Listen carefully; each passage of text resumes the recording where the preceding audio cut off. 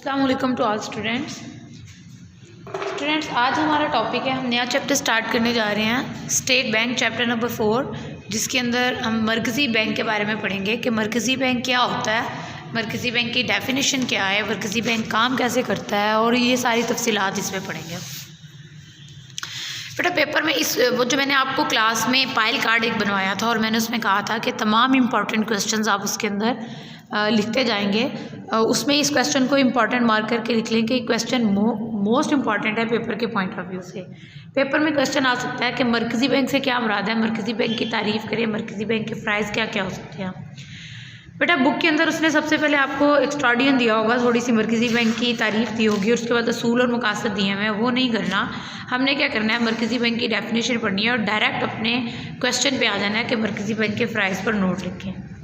सबसे पहले पेपर में आपने अटैम्प्ट कैसे करना है, सबसे पहले आपने ऊपर हेडिंग देनी है कि तारीफ़, कि मैं ये जो चीज़ लिखने जा रही हूँ उसकी तारीफ़ क्या है। 3 से 4 लाइनों के अंदर इसकी तमहीद बांधें और किसी एक ऑथर की डेफिनेशन लिखें और एक जनरल अल्फाज में। 2 डेफिनेशन आपने इस हेडिंग में कम से कम ज़रूर लिखनी है अच्छे मार्क्स अर्न करने के लिए। तारीफ़ पढ़ लेते हैं कि क्या है। तारीफ़ हम देखते हैं, एक आपने करनी है प्रोफेसर डी कॉक की, कि मरकज़ी बैंक मुल्क में बैंकारी और ज़र के निज़ाम का सरबरा होता है। इसका बुनियादी और अव्वलीन असूल मुल्क की फ़लाह व बहबूद होता है और नफ़ा कमाना इसके लिए सानवी हैसियत रखता है। इसका मतलब ये हुआ कि मरकज़ी बैंक किसी भी मुल्क का वो सेंट्रल बैंक होता है जो मुल्क में बाकी तमाम बैंकों की एक्टिविटीज़ को कंट्रोल करता है। एक्चुअली स्टेट बैंक को बनाया ही इसलिए जाता है, या मरकज़ी बैंक को बनाया इसलिए जाता है कि वो बाकी तमाम बैंकों को रेगुलराइज करे, उनको रेगुलेट करे, उनकी निगहदाश्त करे, उनके जिस किस्म की हेल्प की ज़रूरत हो उसको हेल्प प्रोवाइड करे। नफ़ा कमाना इसका मकसद नहीं होता। हमने भी पीछे एक चैप्टर पढ़ा है कमर्शियल बैंकों का। कमर्शियल बैंकों का सबसे बुनियादी मकसद ये होता है कि हमने प्रॉफिट कमाना है, मैक्सिमम जितना प्रॉफिट हो सकता है। वो कम इंटरेस्ट पे अमानतें वसूल करते हैं, ज़्यादा इंटरेस्ट पे अमानतें देते हैं, और जो दरमियानी डिफरेंस होता है उनका प्रॉफिट होता है। स्टेट बैंक का काम प्रॉफिट कमाना नहीं होता, बल्कि स्टेट बैंक का काम इन तमाम बैंकों की वर्किंग को इंश्योर करना होता है। दूसरी डेफिनेशन आपने करनी है दीगर अल्फाज में, ऐसा बैंक जो किसी मुल्क में ज़र के निज़ाम को महफूज बनाने, मजबूत बनाने, माशी तरक्की की रफ्तार को तेज़ करने और मुल्की फ़लाह व बहबूद में इजाफे के लिए कायम किया जाए, नेज़ ये निज़ाम ज़र के सरबराह के तौर पर भी काम करता हो, तो उसे कहते हैं कि वो मरकज़ी बैंक है। जामिया डेफिनेशन वो है जो कॉम्प्रीहेंसिव डेफिनेशन है, ऊपर वाली तमाम डेफिनेशंस को मिला के जो आई है, और ये आपने लाजमी करनी है। टोटल 3 डेफिनेशन करनी है, एक आपने प्रोफेसर डी कॉक की, एक दीगर अल्फाज में और एक जामिया तारीफ। मरकज़ी बैंक से मुराद ऐसा बैंक है जिसे हुकूमत की तरफ से ज़र और निज़ाम बैंकारी को कंट्रोल करने का इख्तियार दिया गया होता है।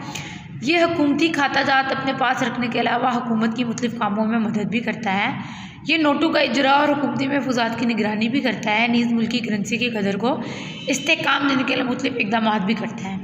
इस एक डेफिनेशन में उन्होंने वो तमाम चीज़ें बता दी हैं जो कि एक स्टेट बैंक सर अंजाम देता है, वो तमाम काम बताए हैं जो स्टेट बैंक सर अंजाम देता है। अभी हम आगे जाके जब पढ़ेंगे स्टेट बैंक क्या क्या काम करता है, तो यही जो डेफिनेशन के अंदर उसमें सारे काम बताए हैं, ये डिटेल में पढ़ेंगे। तो ये वाली डेफिनेशन सबसे इंपॉर्टेंट डेफिनेशन है, ये आपने ज़रूर लिखनी है। आगे आ जाए, what are the function of State Bank. State Bank काम क्या क्या करता है। बेटा स्टेट बैंक बहुत से काम सर अंजाम देता है। बुनियादी इसके काम मंदरजा झैल हैं। ये नोट जारी करता है, ये हुकूमत का बैंक होता है, बैंकों का बैंक होता है, बाज़ारी ज़र का नाज़म होता है, और इसी तरह बाकी तमाम इसके फ़राइज़ को मैंने एनलिस्ट कर दिया। आपने जब क्वेश्चन करना है तो आपने इन तमाम ये जो बेसिक लिस्ट है इसको डिटेल में डिस्क्राइब करना है। इसको डिटेल में देख लेते क्या है। सबसे पहले नोट जारी करना। जब शुरू में किसी भी मुल्क का स्टेट बैंक कायम मौजूद नहीं होता था तो तिजारती बैंकों को इजाज़त होती थी कि वो अपने नोट खुद जारी कर सकते हैं। इस तरह एक नुकसान ये हुआ कि हर बैंक ने अपनी मर्ज़ी का नोट इशू करना, किसी का नीला, किसी का पीला, हर एक की स्पेसिफिकेशंस भी डिफरेंट होती थी। तो इससे मुल्क में ज़र के बढ़ जाने का खतरा होता था, जिसे हम कहते हैं अफराते ज़र। नोट एक जैसे नहीं होते थे, उनकी मिकदार पर कंट्रोल नहीं होता था, आवाम का एतमाद नहीं होता था, आवाम के अंदर उन नोटों को मकबूलियत नहीं थी। लिहाजा इन प्रॉब्लम्स को सामने रखते हुए इस बात की ज़रूरत महसूस की गई कि ऐसा अदारा बनाया जाए जो एक ही तरह के नोट इशू करे और सारे मुल्क में एक ही जैसे नोट मौजूद हो। तो फिर ये काम स्टेट बैंक को दिया गया कि स्टेट बैंक को नोट जारी करने की इजारादारी है। मुल्क में अभी आपको जितने भी पैसे नोट गर्दिश करते हुए नज़र आएंगे वो सब असल में स्टेट बैंक ने ही बनाए हुए हैं। स्टेट बैंक ने उनको इशू किया है। स्टेट बैंक नोट जारी करने के लिए, नोट इशू करने के 3 तरीके अडॉप्ट करता है। एक तरीका उसको हम बोलते हैं मुअय्यना हद का निज़ाम, एक है मुतनासिब सरमाए का निज़ाम और एक कम से कम महफूज सरमाए का निज़ाम। इन तीनों तरीक़ों को हम आगे किसी क्वेश्चन में डिटेल में पढ़ेंगे। यहाँ पे आपने सिर्फ उसकी हेडिंग्स देनी है। पाकिस्तान में इनमें से कौन सा तरीका अडॉप्ट किया जा रहा है, ये हम आगे वाले किसी क्वेश्चन में पढ़ेंगे। पॉइंट नंबर 2 है इसका हुकूमत का बैंक। हुकूमत के बैंक से मुराद ये है कि मरकज़ी बैंक हुकूमत के बैंक के तौर पर भी काम करता है। हुकूमत के बैंक से मुराद वो तमाम काम जो एक तजारती बैंक हमारे लिए देता है, आम कस्टमर के लिए देता है। स्टेट बैंक वो तमाम काम हुकूमत के लिए देता है। वो काम क्या होते हैं, वो काम अंदर जा रहा है। स्टेट बैंक क्या करता है, कर्ज़ों की फराहमी देता है। अगर मुल्क को किसी कभी कर्ज़े की ज़रूरत पेश आई है किसी बड़े प्रोजेक्ट को लगाने के लिए, तो स्टेट बैंक ज़्यादा नोट छाप के गवर्नमेंट को पैसे देता है। गैर मुल्की कर्ज़े, किसी और मुल्क को कर्ज़े, किसी और मुल्क में ज़लज़ला आ गया, तूफ़ान आ गया है या कोई सुनामी आ गई है, तो स्टेट बैंक अगर उस मुल्क को कर्ज़े देने की ज़रूरत पेश आ जाए तो स्टेट बैंक नोट इशू करता है और स्टेट बैंक के थ्रू ही दूसरे ममालिक को कर्ज़ा दिया जाता है। स्टेट बैंक एक मुल्क से दूसरे मुल्क में सरमाए की मुंतकली में भी मदद देता है। स्टेट बैंक एक मुख्तलिफ महकमों का हिसाब किताब भी रखता है कि हर महकमे की सालाना आमदनी कितनी है, क्योंकि तमाम अदारे अपनी सालाना इनकम को स्टेट बैंक के पास जमा करवाने के पाबंद होते हैं, तो स्टेट बैंक उनका हिसाब किताब भी रखता है। स्टेट बैंक फिर मुफीद मशवरे भी देता है कि आपको, हुकूमत को मशवरे देता है कि आपको अपनी इन्वेस्टमेंट कहाँ पे लगानी चाहिए, किस तरह से आप उसको बेटर यूटिलाइजेशन कर सकते हैं, हुकूमत को कौन कौन से प्रोजेक्ट शुरू करने चाहिए, किस मुल्क को कर्जा देना चाहिए, किस मुल्क को नहीं देना चाहिए।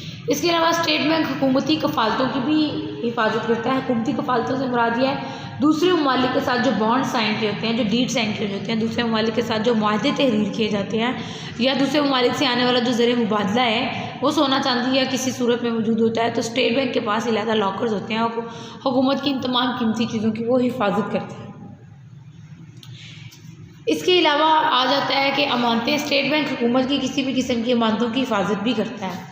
बाकी आ जाता है दोबारा बैंकों का बैंक। जिस तरह एक बैंक हमें सर्विसेज मुहैया करता है, इस तरह स्टेट बैंक दूसरे बैंकों को भी सर्विसेज मुहैया करता है। दूसरे बैंकों को कौन कौन सी सर्विसेज मुहैया करता है वो मंदरजा जाना है।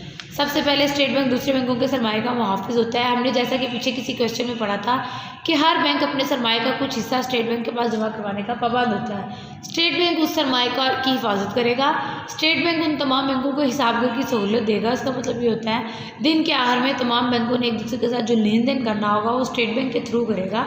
स्टेट बैंक उन्हें ये सर्विस मुहैया करेगा कि वो स्टेट बैंक के पास मौजूद खाते से डेबिट या क्रेडिट करके अपने एक दूसरे के साथ हिसाबात बेबाक कर सकते हैं। स्टेट बैंक इन तमाम बैंकों के लिए आखिरी पनाह का होता है। इन केस अगर इनमें से कोई बैंक करप्ट हो जाता है तो स्टेट बैंक उसको आखिरी पनाहगाह के तौर पर कर्जा देता है, उसके लोन उतारने में उसकी मदद करता है। स्टेट बैंक बैंकों की हुंडियों पर दोबारा बट्टा लगाता है। हम एक जो कस्टमर्स होते हैं, हम स्टेट बैंक के पास, हम अपने आम कमर्शियल बैंक के पास अपनी हुंडियाँ लेकर जाते हैं कि इसको बट्टा लगा दिया जाए, जबकि स्टेट बैंक उन हुंडियों के ऊपर दोबारा बट्टा लगाता है ताकि अगर कभी किसी बैंक के पास कैश रिजर्व कम हो गया तो वो हुंडियों पर बट्टा लगाकर दोबारा बट्टा लगाकर उसको मुश्किल से निकाल सके। स्टेट बैंक नए बैंक खोलने के लिए गाइडेंस भी मुहैया करता है कि आपको किस किस्म का बैंक खोलना चाहिए, कहाँ खोलना चाहिए, कितना आपका ऑथराइज कैपिटल होना चाहिए, ये तमाम इन्फॉर्मेशन देता है। तरीकाकार क्या होगा।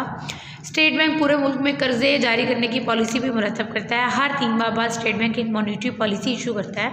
उस मॉनिटरी पॉलिसी में बाकी तमाम बैंकों को इशारे दिए जाते हैं कि आपने मुल्क कैसे चलाना है, आपने कर्जे कैसे देने हैं, आपने रुपए की डिस्ट्रीब्यूशन कैसे करनी है, आपने कितने फ़ीसद इंटरेस्ट के ऊपर कर्जा इशू करना है। ये तमाम बातें स्टेट बैंक दूसरे बैंकों को बताता है। स्टेट बैंक बैंकों की तरक्की में भी अहम किरदार अदा करता है कि बैंक आपस में एक दूसरे के साथ काम करके अपनी डेवलपमेंट को कैसे बढ़ा सकते हैं। बैंक उन्हें मुफीद मशवरे भी देते हैं।